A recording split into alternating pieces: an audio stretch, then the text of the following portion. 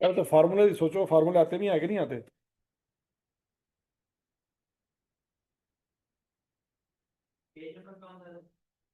Page number बताओ भाई, कौन सा?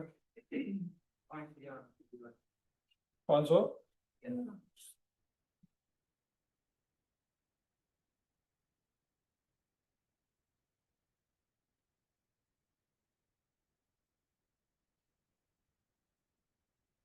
सारी रेशियो निकाल लिया आपने, शाबाश शाबाश शाबाश शाबाश।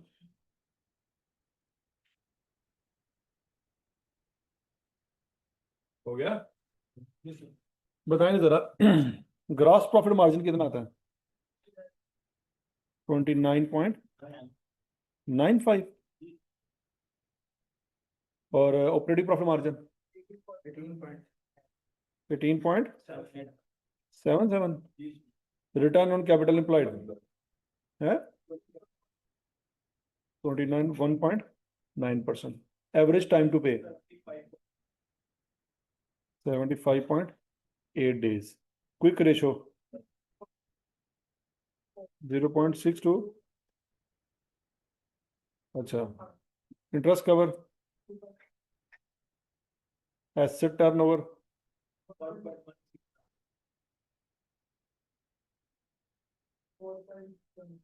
इन्वेंटरी टर्नओवर, सही रेशो निकाल लिया नहीं? अच्छा, अब आगे पढ़ते हैं जी। रेशो तो हमने निकाल लिए हैं। अब कहता की इवेंट्स ड्यूरिंग द ईयर, इस साल क्या क्या हुआ जिसकी वजह से रेशो ऊपर नीचे हुई होंगी, ये जानना भी जरूरी है क्योंकि कमेंट्री में ये इस्तेमाल करेंगे। पहला point, a new outlet was inaugurated. During the year एक नई आउटलेट बनाई गई है। तो जब नई आउटलेट बनाई गई है, इसका मतलब है कि फिक्स एसेट बाय किए होंगे। ये बात समझ आ रही है कि नहीं आ रही? क्या किए गए होंगे? फिक्स एसेट को बाय किया गया होगा। अच्छा, the cost of purchasing the outlet was finance through another long term loan from A bank. अब वो फिक्स एसेट बाय करने के लिए देखिए, सीधी सी बात है, आपने लैंड लिया होगा, बिल्डिंग बनाई होगी, फर्नीचर रखा होगा, इलेक्ट्रिसिटी का काम करवाया होगा, बहुत खर्चे हुए होंगे। तो पैसे तो आपके पास थे ही नहीं, तो आपने कहाँ से अरेंजमेंट की है जी? लॉन्ग टर्म लोन लिया है। लॉन्ग टर्म लोन लेने की वजह से रिटर्न ऑन कैपिटल एम्प्लॉयड आपका कम आ रहा है। रिटर्न ऑन कैपिटल एम्प्लॉयड का दिमाग में फार्मूला सोचो क्या है? Profit before interest and tax divided by average capital employed. वो कैपिटल एम्प्लॉयड क्या होता है? Equity plus long term loan. तो लॉन्ग टर्म लोन वाला पॉइंट समझ आ रहा है? तो ये इस तरीके से यहाँ पे फिट होगा इस रेशो के आंसर में कि भाई पिछले साल 51% थी, इस साल 21% है, ये क्या हुआ? तो हम कहेंगे कि ड्यूरिंग द ईयर हमने लॉन्ग टर्म लोन लिया था जिसकी वजह से इस रेशो का डिनोमिनेटर बढ़ गया होगा।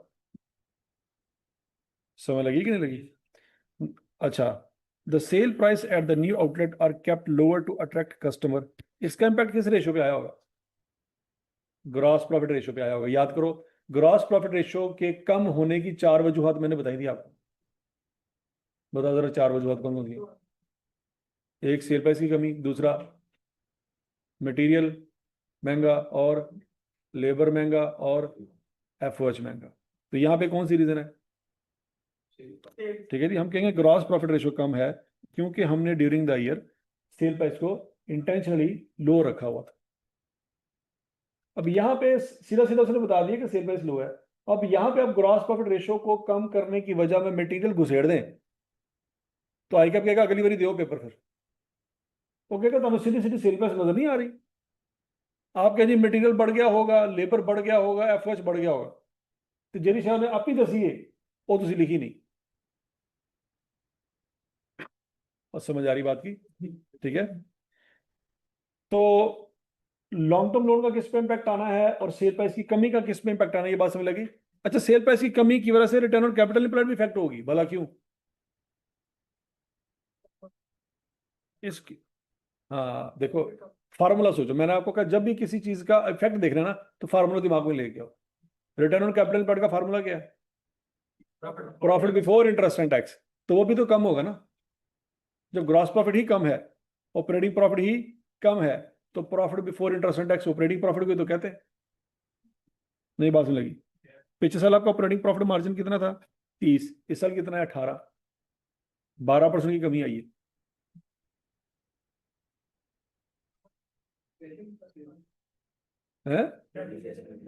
हाँ जी, बिल्कुल बिल्कुल बिल्कुल। वो तो ये ग्रॉस प्रॉफिट और ऑपरेटिंग प्रॉफिट के दरमियान के मसले हैं ना, वो तो हमने देखने ही देखने हैं। यहाँ तक की बात समझ लगी, आगे चलते हैं। Despite an increase in sales promotional activities, the sales at the new outlet were below expectation but are expected to increase from next year. तो इसका मतलब है सेल्स प्रमोशन एक्टिविटीज की गई होंगी, सादल अल्फाज में सेलिंग एक्सपेंस बढ़ाए होंगे, मार्केटिंग। तो मार्केटिंग करने की वजह से आपका ग्रॉस प्रॉफिट मार्जिन से आपका ऑपरेटिंग प्रॉफिट मार्जिन बहुत नीचे चला गया। देखो, पिछले साल का ग्रॉस प्रॉफिट और इस साल के ग्रॉस प्रॉफिट में कितना फर्क था?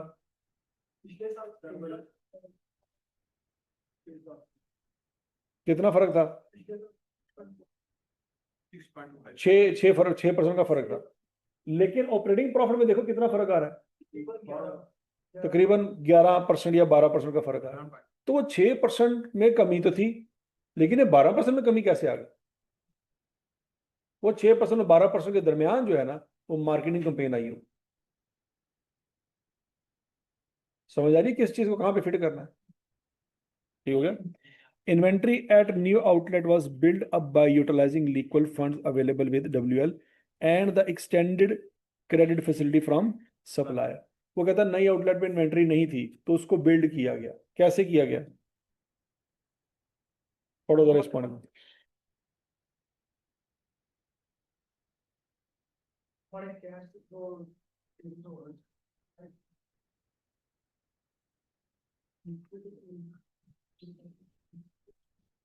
पढ़ो जरा, इसका तर्जुमा करेंगे क्या कहना चाह रहा है, तीसरा पॉइंट।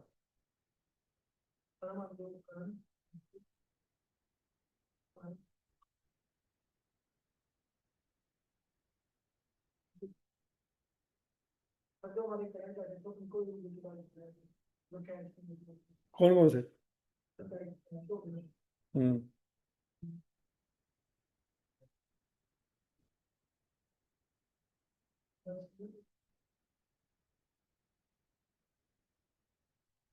बताएं जी, ये इस बात का किस रेशो से लेना देना है? इसका इम्पैक्ट क्विक रेशो पे आना है, और किस पे आएगा?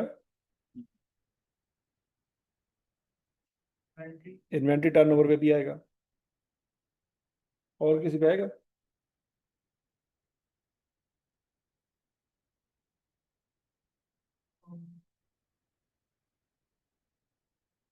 हाँ जी, बताएं इसका इम्पैक्ट क्विक रेशो पे कैसे पड़ेगा?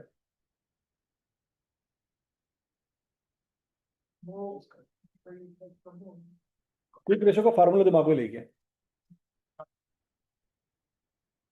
कौन से assets? Current assets minus inventory divided by current liability. अब जो माइनस होने वाली फिगर है वो बढ़ गई है,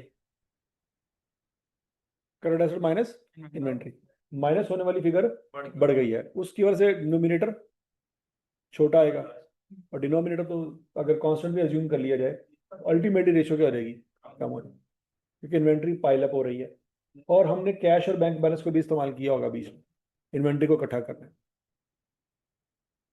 ठीक होगा जी? तो क्विक रेशियो हमारी कम हुई है इन्वेंट्री को इकट्ठा करने की वजह से। ओके जी। और ये extended credit facility from supplier, ये कहाँ यूज होना है?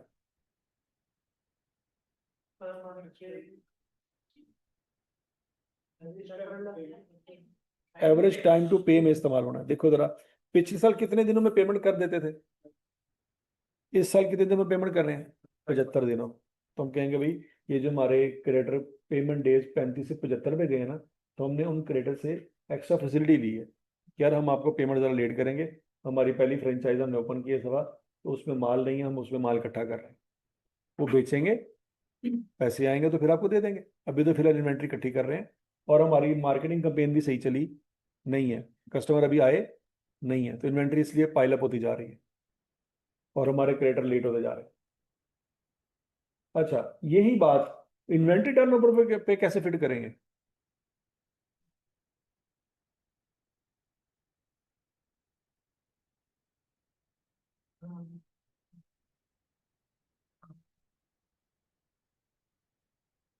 इन्वेंट्री टर्नओवर पे ये बात कैसे फिट करेंगे?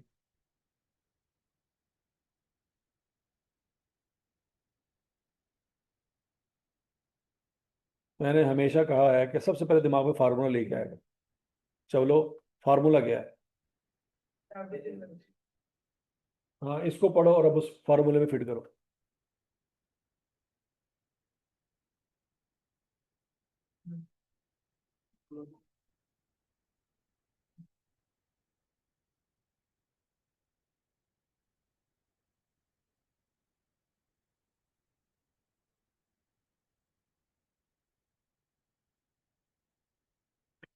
हाँ जी, एक्सप्लेन करें जी, 9 से 4 चलिए 12 पे कैसे चला गया?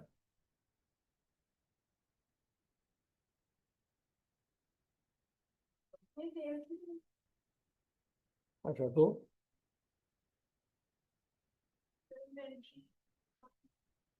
कम हो गई? तो मुंह कह रहा है कि बढ़ गई है, आप कह रहे नहीं कम हो गई। नहीं, तू झूठा है। हाँ जी। टाइम टाइम बढ़ गया जिसकी वजह से डिस्काउंट है। क्या? डिस्काउंट ये फार्मूले से किसे फिट करेगा? बढ़ा फसल को बढ़ा दिए कम कर दिए? तो जरा फार्मूला दस की है इन्वेंट्री टर्नओवर का। यही फार्मूला है, ध्यान ना दे जरा। चवरा गया तो फार्मूले से जनाजा करता पड़ गया। सब चवल बैठे हुए हैं, फार्मूला ही पुठा दस है। शर्म आ रही है? पहली टेंट में पास करने, पहली टेंट में थोड़ी शक्ल ही नहीं है पहली टेंट वाली।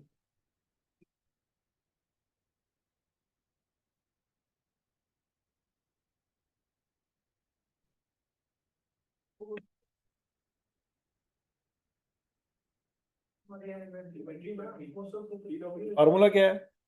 मैं आपको बार बार बार बार बार बार कह रहा हूँ, 16 नंबर का सवाल आना है और अल्हम्दुलिल्लाह आप बार बार बार बार बार बार साबित कर रहे हैं सर असी को नहीं जे करना। क्यों? असी तो फार्मूला ही पुट्ठा बना दें। Inventory divided by cost of sale. हाँ जी,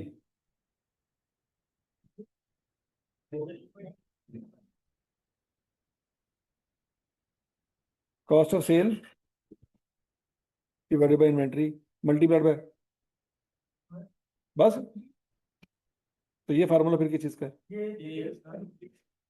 तो मल्टीप्लाइड बाय 365।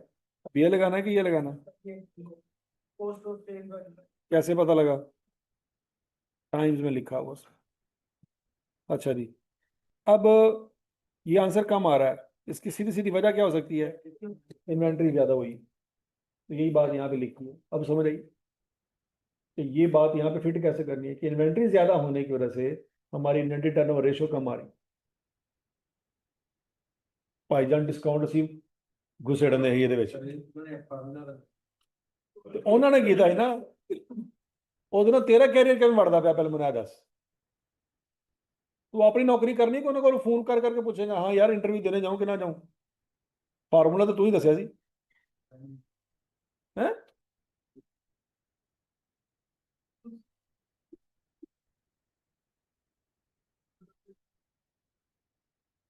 और नौकरियां अपनी अपनी करनी है एक दूसरे को पुछ पुछ के करनी है, फार्मूले जो पूछन दे।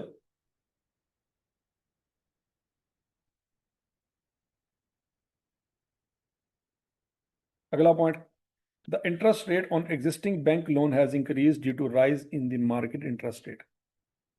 हाँ जी बताएं जी, इस लाइन को कहां पे फिट होना चाहिए?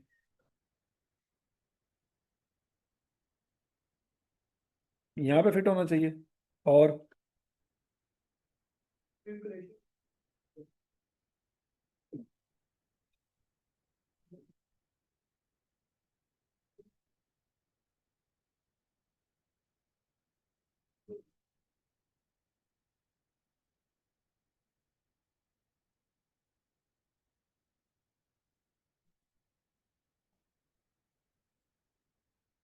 हाँ जी, इस पॉइंट कहां पे फिट करना है? बस एक जगह पे फिट होना है, ग्रॉस पे फिट कर देते हैं। ऑपरेटिंग प्रॉफिट कर दें। हाँ हाँ हाँ। हो गया कमाल, मैं कहना कमाल हो गया।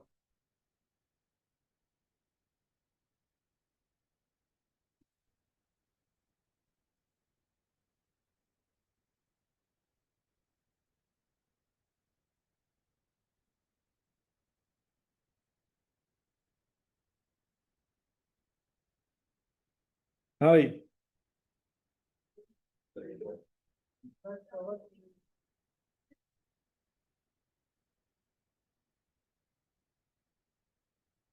पिछले साल हमारा इंटरेस्ट कवर कितना था? फार्मूला क्या इंटरेस्ट कवर का है?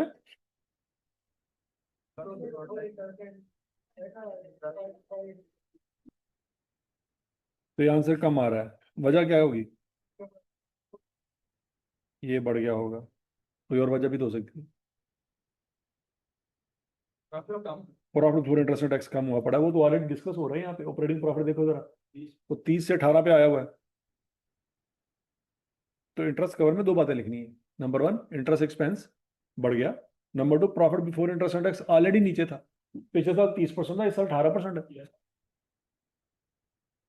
अच्छा, एक बात यहाँ पे रह गई है, ये बात कहाँ पे फिट होनी थी?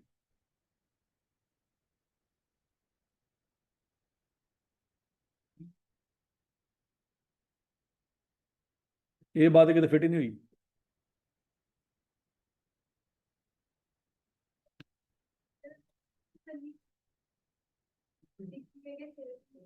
तो इसका कोई लेना देना नहीं है सवाल से।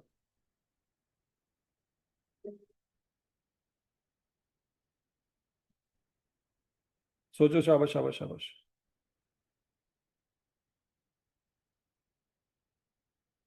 ये बात कहाँ पे फिट होनी?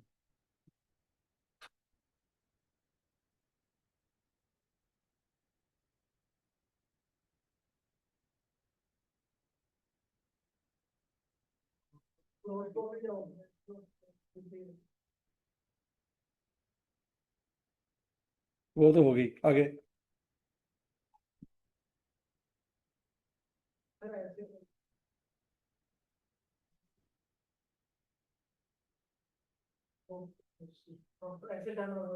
हाँ जी, एक रेशो आपकी रह गई थी जो अभी तक आपने डिस्कस ही नहीं की। एसेट टर्नओवर रेशो का फार्मूला क्या है?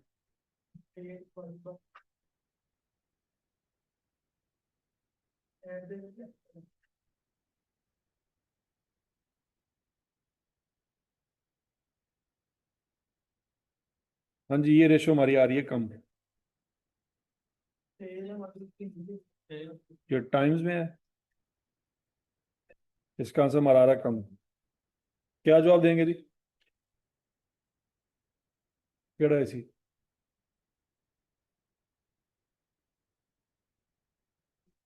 है तो कोई प्रॉब्लम नहीं।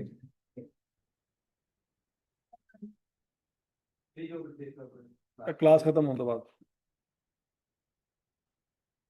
हाँ जी, ये टर्नओवर रेशो का आंसर कम आ रहा है। तो पहली बात क्या करेंगे, और दूसरी, लॉन्ग टर्म लोन होने की वजह से एवरेज कैपिटल एम्प्लॉयड बढ़ गया होगा। समझ आ रही है जी? 6 नंबर, 6 नंबर तो मिल जाएंगे आपको किस चीज के रेशियोज के निकालने। 9 नंबर किस चीज के? आई क्या आपको पता है कि इतने बच्चे मौत पैनी है, इसलिए इसके नंबर से ज्यादा रखे हो। असल हत्थ टुट जाते हैं जो अंग्रेजी लिखनी पैंदी। Keeping in view the key events during the year, provide possible reasons for the variation in the ratios computed in a above. The reason of variation बतानी है। समझ लगी जी? ये सवाल कब आया था? ऑटम 23 में आया था।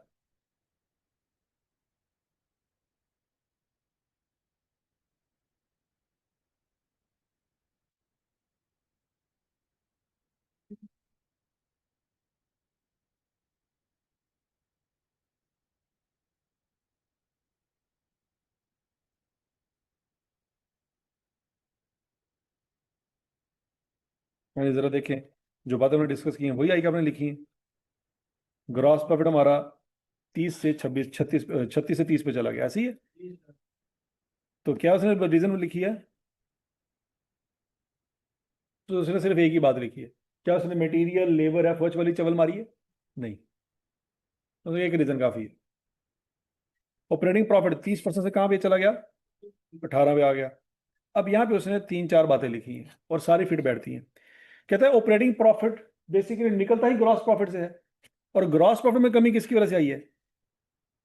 तो वो वाली रीजन तो यहाँ पे आराम से फिट हो जाएगी।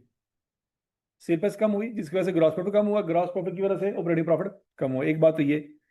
फिर reduce sale price at new outlet to attract new customer, ये वाली बात ऊपर से आ गई। और ये वाली बात कौन सी है? Selling expense, promotion activities. फिर उसके बाद increase in depreciation expense due to inauguration of new outlet. नई आउटलेट आई है, फिक्स एसेट लिए होंगे, फिक्स एसेट लिए होंगे तो डेप्रिसिएशन भी बढ़ गई होगी। Increase in sales due to new outlet, decrease in gross profit margin. यहां तक की बात में लगी बच्चों? ये तो नहीं आना चाहिए था वैसे, क्योंकि सेल तो इस साल बढ़ी नहीं है इतनी। ठीक है जी। और decrease in gross profit margin वो ऊपर से वो लेके आ रहा है। समझ लगी थी? 1, 2, 3 और 4, ये 4 पॉइंट लॉजिकल है?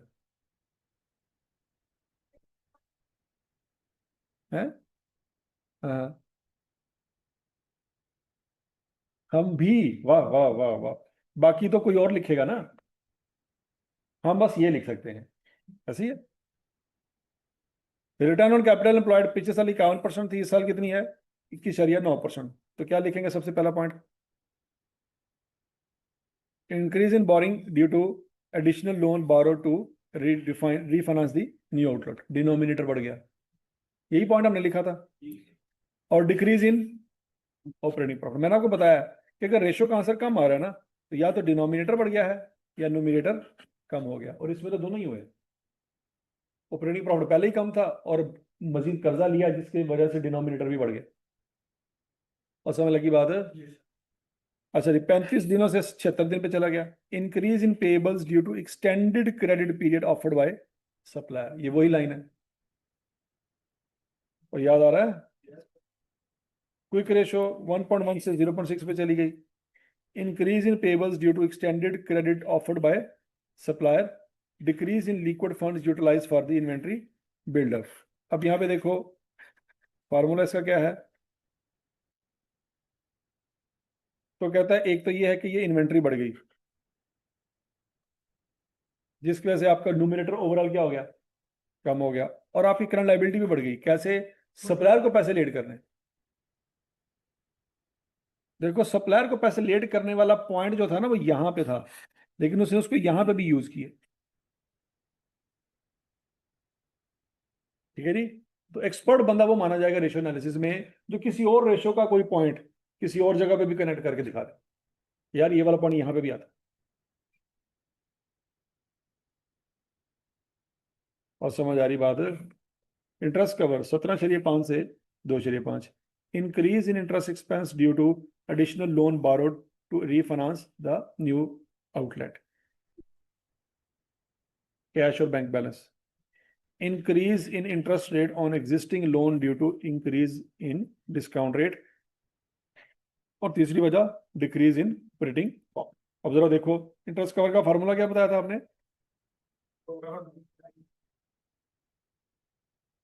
आंसर कम आ रहा है, या तो ये वाली छोटी वैल्यू होगी या फिर ये वैल्यू बड़ी होगी, उसने दोनों को कवर की। अच्छा, इंटरेस्ट के ऊपर उसने दो बातें की हैं कि अगर पिछले सालों में कर्जे थे तो उसके ऊपर भी सूद बढ़ गया क्योंकि रेट बढ़ गया, और इस साल तो कर्जे भी और लिए हैं, उसका सूद भी तो आने था। तो उसने दो बातें लिखी, हमने एक बात सोची थी, उसने दो बातें लिखी। हमने एक ही बात सोची थी, क्या? कि भाई मजीद कर्जा लिया है। वो कहता है अगर कंपनी के पास पुराने कोई लोन पड़े हुए होंगे तो उसके ऊपर सूद बढ़ गया है, क्यों? क्योंकि इंटरेस्ट रेट बढ़ गया। और समझ लगी बात है? अब एसेट टर्नओवर 1.7 से 1.2 पे गई। क्या उसमें उसने लॉजिक दिया जी? Increase in borrowing due to additional loan borrowed to refinance the new outlet, और increase in asset due to new outlet. दोनों में से कोई एक बात कर लो। बच्चों बैलेंस शीट में देखो जरा, एक तरफ होता है लॉन्ग टर्म लोन, ऐसी है, तो दूसरी तरफ से नॉन करंट एसेट भी तो होते हैं। ये लॉन्ग टर्म लोन लेके नॉन करंट एसेट लिए थे, तो आप ये बात कर दें कि लॉन्ग टर्म लोन बढ़ गए। अगर वो नहीं करें तो फिर ये कर लो नॉन करंट एसेट बढ़ गए, क्योंकि आउटलेट लिया आपने, अपने लैंड, बिल्डिंग, फर्नीचर, इक्विपमेंट वगैरह सारा कुछ लिया हो। तो उसने बताया था कि नॉन करंट एसेट जो नई आउटलेट पे लगाए हैं वो लिए किस तरीके से थे, लॉन्ग टर्म लोन के थ्रू ही लिए थे। या less than expected sales at new outlet, ये भी उसने पॉइंट यहां पे फिट किया। क्यों बोला? एसेट टर्नओवर का फार्मूला क्या है? Profit before interest and tax. Asset turnover में ऊपर क्या आता है?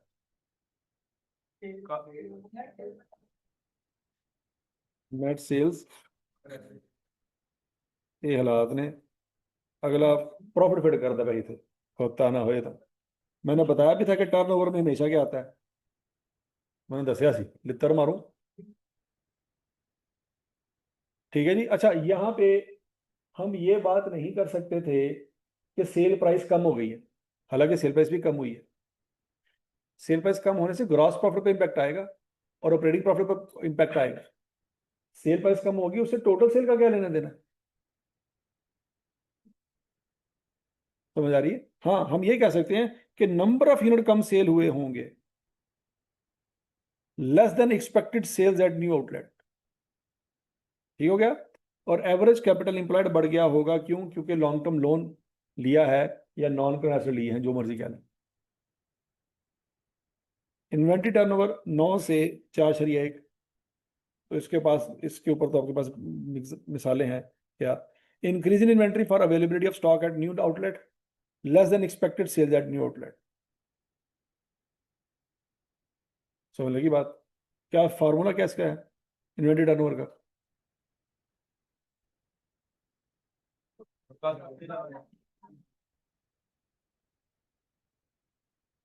आंसर अगर कम आ रहा है तो इसके बढ़ने की वजह से हो सकता है, या इसके कम होने की वजह से हो सकता है। वो कहते हैं इन्वेंट्री तो बढ़ी है, ये एक रीजन हो गया, लेकिन एक रीजन काफी नहीं है। क्या उसने सवाल में बताया है कि सेल्स एक्सपेक्टेशन से कम हुई है? बोलो बोलो बोलो बोलो। तो अगर सेल एक्सपेक्टेशन से कम हुई है तो मतलब कॉस्ट ऑफ सेल भी कम आएगी, क्योंकि जितने यूनिट बेचे होते हैं उतनी यूनिट की कॉस्ट लेते हैं ना। तो अगर सेल के यूनिट कम सेल हुए हैं तो कॉस्ट ऑफ सेल की वैल्यू भी क्या आएगी? कम आएगी।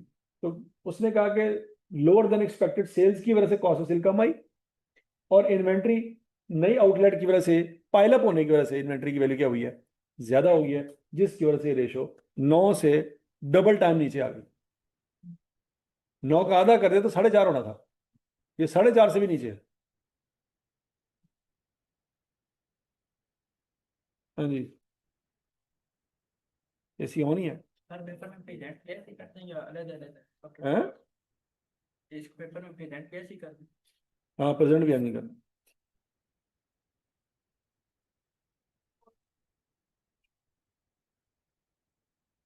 ठीक हो गया जी। और समझ लगी बात है? 21 सितंबर का सवाल था जी। स्प्रिंग 25 का कर लिया हमने सवाल। सोचो सोचो सोचो। कल एक फुटा मारा था। कल आई थी आप? कल क्लास कब हुई थी? मगरिब के बाद? है?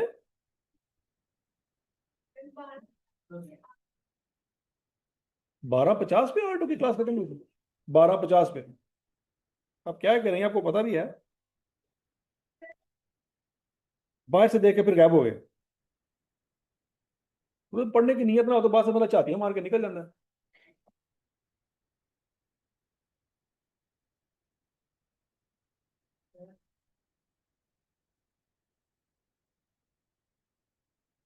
स्प्रिंग 25 वाला सवाल कर चुके हैं हम। अच्छा अच्छा अच्छा।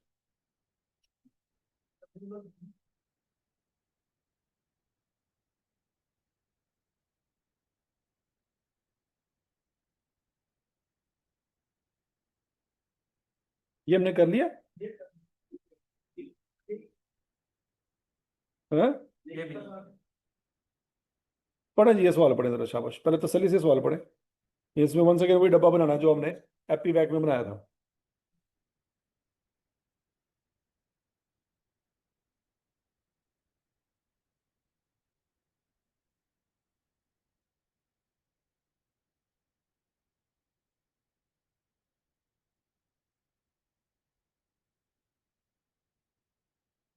पहले बाबा अपने तुक्के मार लें, जो भी मार सकते हैं, फिर डिस्कस करते हैं।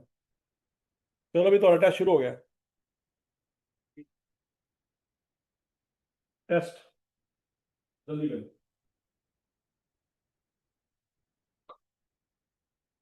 इंक्रीज डिक्रीज जो भी बताना बताएं, जल्दी करें, फिर मैं आपसे पूछूंगा कि वजह क्या है इंक्रीज डिक्रीज।